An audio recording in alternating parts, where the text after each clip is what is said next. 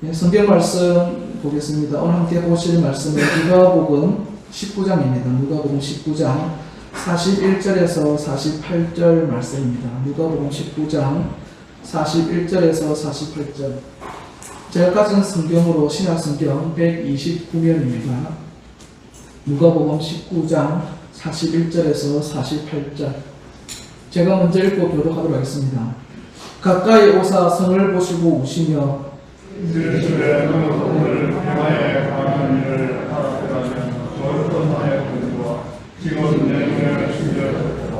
날이 이를지라 내 원수들이 토둔을 쌓고 너를 둘러 사면으로 가두고 너와 그 가운데 있는 내 자식들을 향해 이어지시며 너라도 우리의 남기지 아니하리니 이는 내가 사사진다는 것을 알지 못함을 행하느라 하시니라. 성전에 들어가사 장사하는 자들을 내쫓으시며 그에게 일시에 기록된다. 내 집은 기도하는 집이 되리라 하였거늘 너희는 가구의 소를 만들었도다 하시니라. 예수께서 날마다 성전에서 가르치시니 대제사장들과 서기관들과 백성의 지도자들이 그를 죽이려고 꾀하되 백성이 다 그에게 귀를 기울여 들으므로 어찌할 방법을 찾지 못하였더라. 아멘.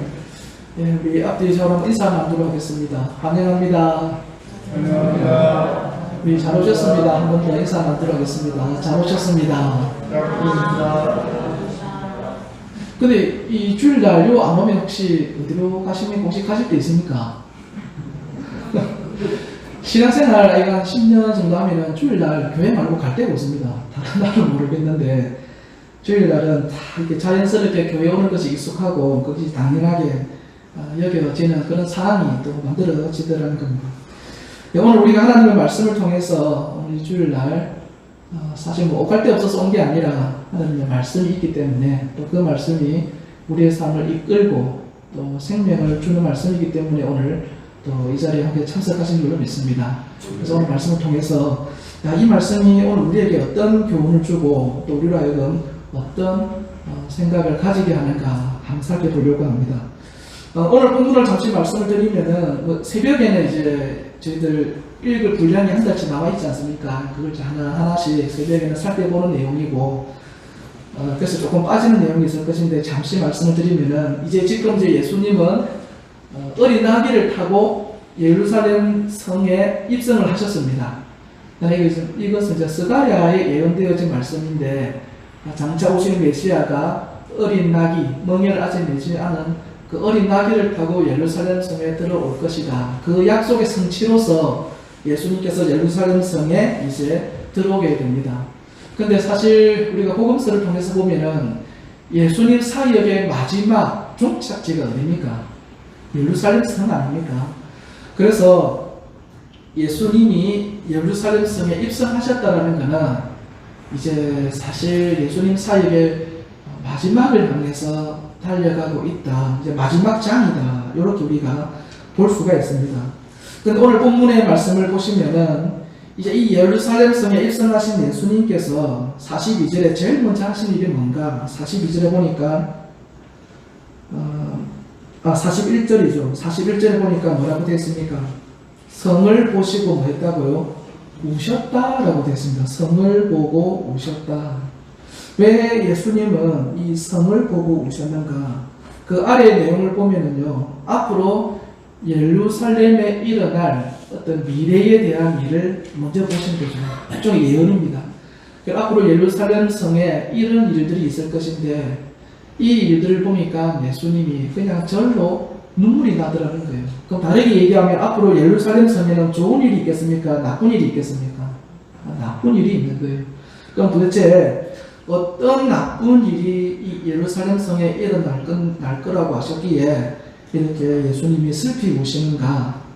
먼저 43절에 보시면은요, 날이 이를지라 내 원수들이 토둔을 쌓고 너를 둘러 사면으로 가두고 요되어 있습니다. 요 토둔이라고 되어 있는 것은 흙으로 쌓은 작은 언덕을 얘기합니다. 그러니까 흙으로 쌓은 작은 언덕이 예루살렘 성 주변을 둘러싼다. 이 말은 성이 뭐 한 겁니까? 적군에 의해서 포위당했다. 그 말입니다. 그래서 먼저 포위를 당하고 난 다음에 44절 우리 한번 읽어볼까요? 44절 찾으셨습니까? 시작.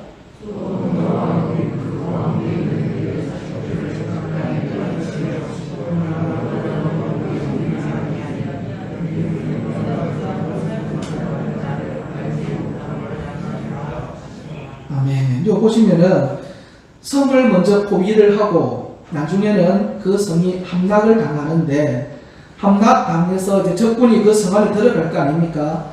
그렇게 들어간 적군들이 어떻게 한다는 겁니까? 자식들을 메워친다. 이 메워친다 혹시 이게 어떻게 하는 분들 아십니까? 이거 제가 사전적 의미로는 뭐냐면은 어깨까지 들어서 땅으로 내리꽂는다. 땅으로 집어 던져버린다. 이런 의미가 있거든요. 그러니까 좀 비유가 그렇습니다만은 뭐 저희 집 큰애나 둘째 애는 좀 커서 힘들 거고 막내 같은 작은 애들 있잖아요. 저희 집 엄청 작은 애들을 이 적군들이 군인들이 들어와가지고는요 길떡 들어가고는 이 바위로 내려 던져버린다. 그거를 여기서 표현해 놓은 겁니다. 그러면 뭐 이 적의 군사들이 뭐 요구만 하겠습니까? 아니죠. 그러니까 이 말씀은 뭐냐면 예루살렘 성에 엄청난 살육의 현장이 이 안에서 벌어지게 된다. 그것을 예수님께서 지금 예언하고 계십니다. 그래서 다른 성경 본문에는 다른 복음서에서는 똑같은 이 사건을 두고 예수님께서 뭐라고 얘기하시냐면 이 세대가 끝나기 전에 이 일이 일어날 거다 이렇게 되어 있거든요. 보통 우리가 한 세대라면 한 40년 정도를 보지 않습니까? 그래서 지금 예수님 이 당시가 AD 한 30년 좀 넘었을 테니까 한 70년 상간에 이제 이 일들이 일어나야 되는 겁니다. 근데 실제로 AD 70년경에 서기 70년경에 이 유대인들이 로마를 향해서 반란을 일으킵니다. 반란을 일으키는데 그 반란의 중심지가 어디냐면은 공교롭게도 이 예루살렘 성이었습니다. 그래서 많은 유대인들이 이 예루살렘 성에 모여서 로마를 대항해서 반란을 일으키니까 로마에서는 또 군대를 파견해야 될 거 아닙니까? 그때 파견된 장군이 누구냐면 디도라고 하는 로마 장군이 파견이 됩니다. 나중에 이 장군은 예루살렘 그 반역을 다 진압하고 나서는 로마 황제의 자리에 오르는 사람입니다. 그런 사람인데 이 디도라는 장군이 군사를 이끌고 이제 예루살렘 성을 진압하러 왔어요. 와서 딱 보니까 이 성이 함락하기가 쉬운 성이 아니라는 것을 직감적으로 아는 거예요. 왜냐하면 이 예루살렘 성은 천년의 요새입니다. 천년의 요새. 삼면이 절벽입니다. 낭떠러지. 그러니까 못 올라가는 거예요. 올라갈 수 있는 길이라고는 성문이 있는 정문 밖에는 올라갈 길이 없습니다. 그렇다고 해서 뭐 정문을 올라가기도 쉽냐? 그것도 힘듭니다. 왜냐하면 그 정문도 경사가 져 있기 때문에 뭐 오늘날 같은 경우는 하약이나 대포가 있다면 뭐 성벽 부수는 거 아무것도 아니죠. 근데 이 시대는 그런 거 없잖아요. 오로지 성벽을 기어 올라가 가지고 함락을 해야 되는데 성벽까지 가는 길이 하나밖에 없고 또 그 길도 경사가 져 있다 보니까 이 예루살렘 성을 함락한다는 게 약간 어려운 일이 아닌 겁니다. 그래서 이 디도 장군이 어떻게 전략을 세우냐면은 오늘 이 본문에 같이 43절에 있죠. 성을 어떻게 하겠습니까? 먼저 포위를 해버리는 거예요. 포위를 해가지고 외부에서 식수가 안으로 공급 못 되게 다 막아버립니다. 그렇게 싸울 의지를 다 꺾어버리고는요. 나중에 그 의지가 다 꺾여지고 난 다음에 이 장군이 로마 병사들과 함께 예루살렘 성을 함락을 시키는 겁니다. 함락을 시키는데 그 당시 기록에 의하면은 이 예루살렘 지역에 사는 사람이 한 270만 명 정도가 살았다고 합니다. 근데 이번 전투로 인해서 거의 반에 달하는 한 110만 명 정도가 죽습니다. 그 전쟁통에 110만. 우리 창원 저 합주도 지금 110만 안 될걸요. 근데 엄청나게 많은 수가 그 성 안에서 다 그냥 죽는 거예요. 그리고 난 다음에 살아있는 사람들은 어떻게 됐느냐. 대부분 사람들이 로마 각지에 다 노예로서 이렇게 팔려갑니다. 팔려가거나 아니면은 이제 검투사가 되거나 사자의 먹이로서 생을 마감하게 되는 엄청난 비참한 일이 이 예루살렘 성 안에서 일어나게 된 거예요.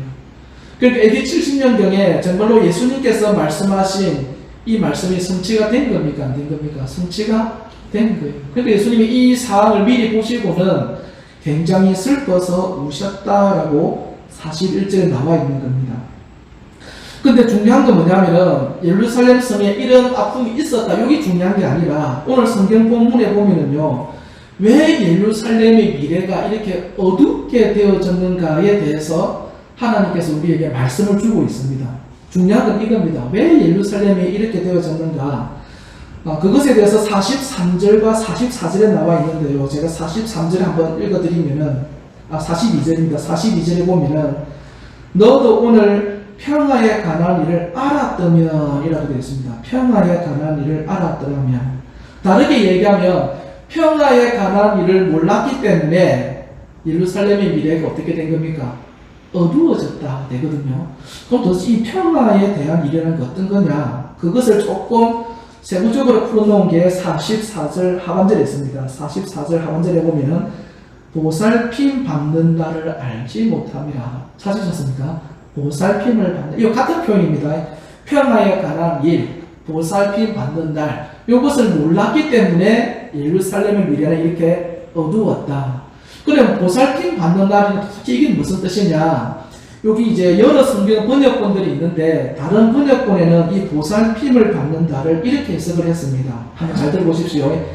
하나님께서 너를 찾아오신 때를 내가 깨달지 못했기 때문이다. 뭐 이해가 되십니까? 하나님께서 너를 방문했는데, 너를 찾아왔는데 너는 그분을 알았다라는 겁니까? 몰랐다는 겁니까? 몰라봤다라는 거예요. 그럼 제가 한번 여러분께 여쭤보겠습니다. 하나님께서 언제 이 유대인들을 방문하셨습니까? 언제인 것 같습니까? 오늘 이 본문이에요. 예수님께서 예루살렘성을 방문을 하신 거예요. 지금 들어와 계시거든요. 들어와 있는데 유대인들은 그 예수님이 그들이 그렇게 기다리고 고대하던 메시아라는 것을 알았다는 겁니까? 몰랐다는 겁니까? 몰랐다는 거예요. 정작 그들이 기다리던 메시아가 왔는데 자신들이 생각했던 모습으로 오신 분이 아니잖아요. 예수님이 굉장히 초라하고 그렇거든요. 제가 다른 거 몰라도 자신 있게 말할 수 있는 거는 제가요 예수님보다는 잘생겼습니다. 농담 아니고 녹음됩니다. 녹음 이거 농담이 아니고 성경이나 예수님에 대해서 뭐라고 얘기하냐면 누가 보더라도 그 외모가 보잘것없다고 되어 있어요. 보잘것없다고. 그런 사람이 메시아라고 따와 있으니까 사람들 마음이 어떻겠어요? 저기 왜 메시아지? 못 받아들이는 거예요.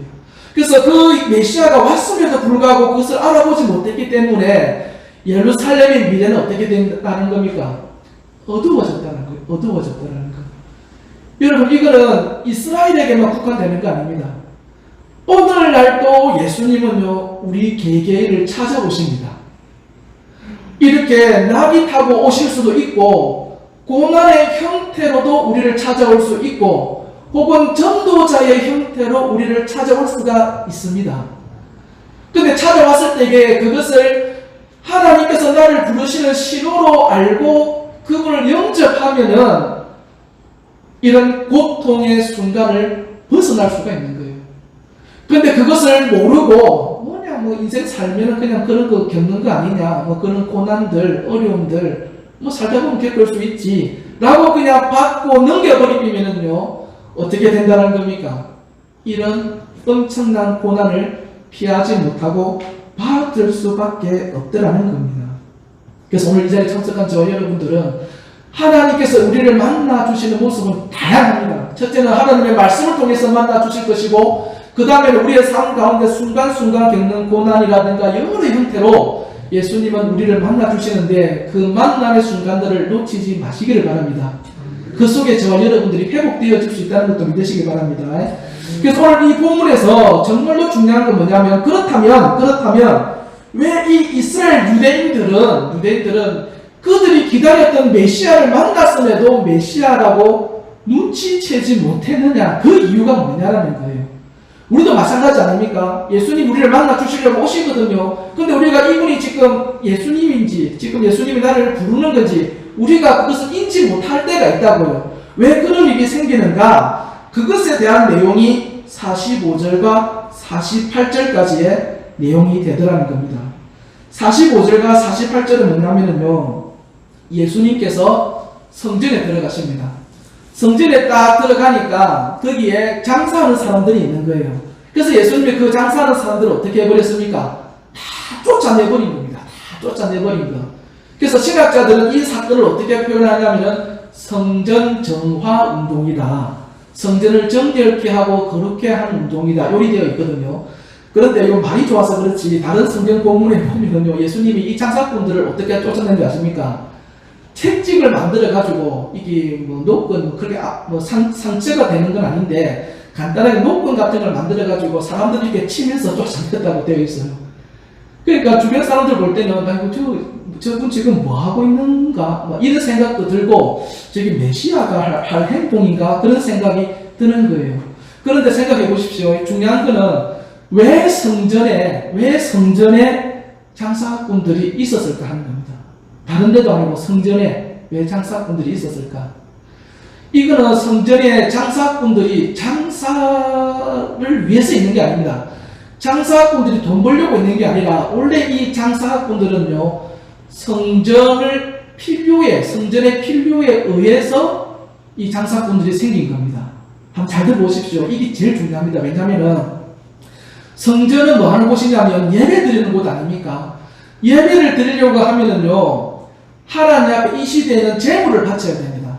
제물은 짐승 아닙니까? 대체적으로 이제 어린 양 이런 것들을 예배 드릴 때 바쳐야 되는데, 그래서 이스라엘 민족은 1년에 한 번씩 의무적으로 성전에 가서 예물을 바쳐야 됩니다. 제사를 드려야 돼요. 근데 보통 원칙적으로는 그렇습니다. 제물을 자기가 키우고 있는 데서 가져다가 바치는 거예요. 그런데 성전하고 가까우면 상관이 없습니다. 그런데 뭐 창원에서 서울까지 거리다 이렇게 먼 거리면 차도 없는데 그 양 끌고 가다가 상처가 생긴다 혹은 죽어버린다, 그럼 어떻게 됩니까? 다시 집으로 돌아가야 되는 거예요. 그 재물을 가지고. 그러니까 이런 불편을 해소하기 위해서 성전에서 자체적으로 재물을 파는 겁니다. 그 파는 사람을 만들어 놓은 거예요. 팔아라고. 그리고 또 하나가 뭐가 있냐면은, 그러면 짐승을 살려고 하면 뭐가 있어야 됩니까? 돈이 있어야 되잖아요. 근데 돈이 있어야 되는데 그 당시 이스라엘은 로마의 식민지였습니다. 그래서 사용하는 동전이 로마 돈 데나리온입니다.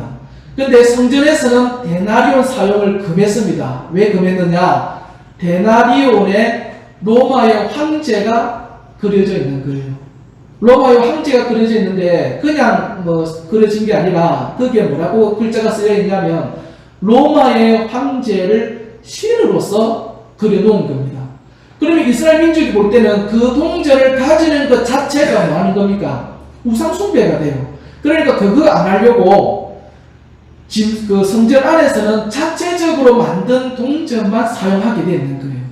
그러면 짐승을 살려고 하면 로마 돈으로는 못 사니까 성전 동전으로 바꿔야 될 거 아닙니까? 그러면 그걸 바꾸려고 하면 환율, 시세 차가 있을 거 아닙니까? 그래서 그런 걸 돈 교환을 해주는 환전상 같은 사람도 여기 성전에 있는 거예요. 그래서 이게 보면 그냥 뭐 물건 사고 팔고 하는 이런 사람들이 아니라 성전 예배와 제사를 위해서 그것을 원활하게 돕기 위해서 존재한 게 이 장사꾼들인 거예요. 그런데 시간이 지나면서 여기서 문제가 생긴 겁니다. 어떤 문제가 생기느냐? 장사꾼들이 장사하면 자기가 수익을 볼 거 아닙니까? 그러니까 나중에는 장사하는 조건으로 성전에서 자리세를 받습니다. 자리세를. 그래서 그 자리세를 가지고 성전을 유지하고 보수하는데 사용하는 거예요. 근데 시간이 가면 갈수록요, 이 자리세가 성전 전체 수입에서 차지하는 비중이 커지는 겁니다. 점점 많아지는 거예요. 그래서 성전에서 하는 주된 업무 중에 하나가 뭐가 되느냐? 이 장사하는 사람들로부터 자리세 거두는 거. 여기 제사장들의 주된 업무 중에 하나가 되어버린 겁니다. 여기까지 이해가 되십니까?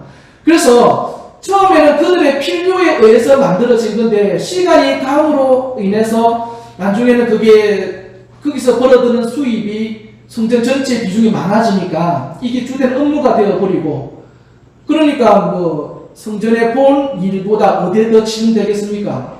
여기에 자꾸 치중이 되는 거예요.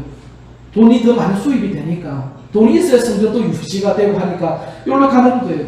그러니까 예수님이 이 사람들을 뭐 하는 거예요? 다 쫓아내는 거예요. 다 쫓아내는 거예요. 다 필요 없다 이런 거. 지금 너희들 뭐 하고 있냐고. 성전이 성전타워야 지금 뭐 하고 있냐고. 그래서 예수님은 성전을 뭐라고 정의를 합니까? 내 집은 기도하는 집이다. 오늘 46절이죠. 우리 한번 46절만 다 같이 한번 읽어볼까요? 우리 46절 말씀 다 같이 한번 읽어보겠습니다. 시작.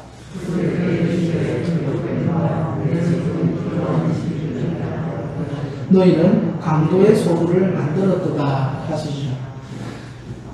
성전이 본래의 의미를 이제 상실해 버린 거예요. 저는 이 말씀을 듣고 참 이거 어떻게 해야 되나? 왜냐하면 저는 이 말씀을 듣고 번뜩 든 생각이 있었거든요. 이게 뭐냐면은 참 어려운 말이긴 한데 한번 들어보십시오. 지금 뭐 세계적인 건 모르겠고 한국 교회 같은 경우에는 사실 자립되는 교회가 그리 많지 않습니다. 자립되는 교회가 많지 않는데 교회들이 사회 복지 관련된 일들을 많이 합니다. 굉장히 많이 합니다. 물론 이제 그 하는 것 중에는 정말로 하나님 앞에 그 사명을 받아서 그 필요에 의해서 하시는 분들도 있겠지만 더러는 보면은 교회의 어떤 수익 차원에서 그것을 연계해서 하는 경우가 있습니다. 그래서 처음에는 어떻게 교회하고 이게 균형을 맞추어 가다가도 나중에는 이 사회 복지 쪽에서 얻는 수입이 교회 수입보다 더 많아지는 경우가 있다고요. 그럼 그렇게 돼버리니까 나중에는 어디에 올인을 해버리느냐? 그쪽에다가 올인을 해버리더라는 거예요. 그래서 이것이 교회인지 사회복지기관인지 이게 잘 이렇게 구분이 안 되는 그런 경우가 들어있더라는 겁니다. 물론 제가 모든 그런 게 잘못되어졌다가 아니라 각 사람마다 하나님의 부름받은 게 다르기 때문에 또 하나님의 부르심 따라서 그 일을 할 수도 있는데 꼭 그렇지 않게 하는 부분들도 있더라는 겁니다. 여러분 우리가 참 주의해야 될 건 뭐냐면은 성전 이 사람들도 본문에 나오는 성전의 제사장들도 처음에 돈 장사하려고 이 장사꾼들을 불러모은 거 아닙니다. 성전을 유지하려고 하다 보니까 다 필요에 의해서 만들고 했는데 결국에는 그게 시간이 지나고 보니까 어떻게 된 겁니까? 성전 본래의 기능을 약화시켜 버리더라는 겁니다. 그러면 우리 역시 어떻게 해야 되겠습니까? 성전이라는 거, 교회라는 거 이것이 본래의 기능이 무엇인지를 우리가 알고 거기에 더 집중해 나가야 되더라는 거예요. 교회가 언제 가장 비참해지냐면은 여러분 병원이 아니십니까? 병원이 뭐 하는 곳입니까? 병을 고치는 곳 아닙니까? 한번 제가 여러분 여쭤볼게요. 병원 시설 너무 좋습니다. 의사도 간호사도 너무 친절합니다. 근데 가는 사람마다 죽어요. 근데 한쪽은 의사 불친절하고 간호사들 예의 없고 병원도 흐름해요. 근데 가는 사람들마다 병이 나서요. 그럼 어느 병원 가야 되겠습니까?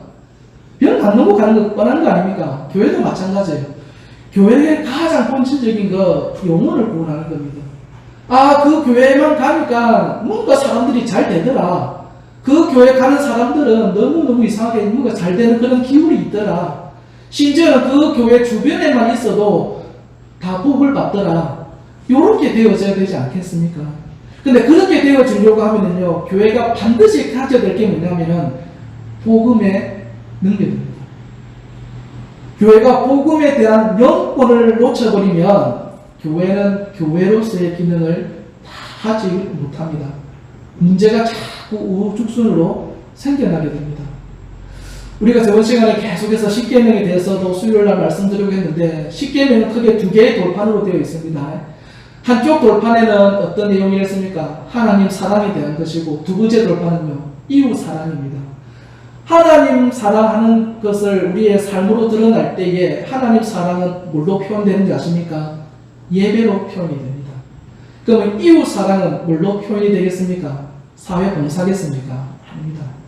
복음 전도로서 이웃 사랑은 나타납니다. 복음 전도를 전제로 한 사회 봉사가 되어야 돼요. 하더라도. 그래서 이 두 가지가 사실 교회가 가져야 될 기둥입니다. 두 가지 기둥. 교회가 예배와 전도의 이 사명을 놓치면은요, 교회가 참 힘들어지게 돼요. 이거는 교회뿐만 아니고 성도의 삶도 마찬가지입니다. 성도들도요, 처음에 예배자가 돼야 됩니다. 예배자가 되기 위해서 어떻게 해야 됩니까? 예수님을 영접해야 돼요. 예배자의 삶이 돼야 되고, 예배자의 삶이 되고 난 다음에는 뭐 해야 됩니까? 사명자가 돼야 됩니다. 복음을 증거하는 자로서의 사명자입니다. 그렇다고 해서 여러분들이 다 전도 용지 들고 나가지고 그렇게 하실 필요 없습니다. 하시고 싶은 분은 하셔도 됩니다. 그거 안 말립니다. 하셔도 됩니다. 되는데 우리가 전도라고 할 때에는 이미 여러분들에게 하나님이 전도할 수 있는 달란트 다 주셨습니다.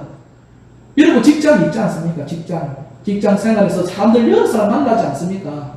만날 때에 그 만나는 사람을 허투루 만나지 마시고 여러분 기도 제목으로 삼으십시오. 그분들을 갖고 기도하다 보면은요, 오늘 본문에서 예수님이 예루살렘을 방문하신 것처럼 그 사람을 예수님이 방문하실 때가 있습니다. 있는데 그 사람을 알까요? 모를까요? 모릅니다. 근데 누구를 알까요? 그 옆에 있는 믿음의 자녀 되는 여러분들은 아무리 못해도요, 연약이라는 게 있기 때문에 저 문제는 하나님께서 만나려고 주신 문제다. 여러분들 아신다고. 그럼 그때 어떻게 하면 됩니까? 잘 얘기하면 돼요. 교회 한번 가볼래? 싫어! 이러잖아요. 그러면 안 돼. 굳이 데리고 뭐 있으면 그냥 알겠다 하고 또 기다리면 됩니다. 전도라는 게 그런 거예요. 그래서 여러분 이 두 가지 잊지 마십시오. 먼저 예배자가 돼야 되고요, 사명자가 돼야 됩니다. 그게 안 될 때는 인생이 참 힘들어집니다. 그리고 하나님께서 우리에게 여러 가지 문제들 주는 거, 이 두 가지가 안 되는 교회, 이 두 가지가 안 되는 성도, 저도 포함입니다. 그럴 경우에 많은 문제들이 발생하게 됩니다. 그래서 저는 이런 것들을 안 해서 문제가 생기는 것이 아니라 이런 것들을 하기 때문에 마귀와의 싸움 속에서 문제가 생기는 저희 예담교회 그리고 저와 여러분 될 수 있기를 기도합니다. 기도하겠습니다. 살아계신 하나님 아버지, 우리의 삶의 중심을 인도하여 주시고 우리가 하나님 앞에서 어떤 믿음의 삶을 살아야 될지를 알게 하여 주시며 교회의 본질과 또 하나님이 원하시는 그 사명의 것들을 넉넉히 감당할 수 있는 우리 믿음의 자녀들 되게 하여 주옵소서. 살아계신 예수님 이름으로 기도합니다. 아멘. 이제는 우리 주 예수 그리스도의 은혜와 하나님 아버지의 크신 사랑과 성령의 교통하심이 오늘 이 자리에 참석한 모든 사람들 머리 위에 지금부터 영원토록 함께 있을지어다. 아멘.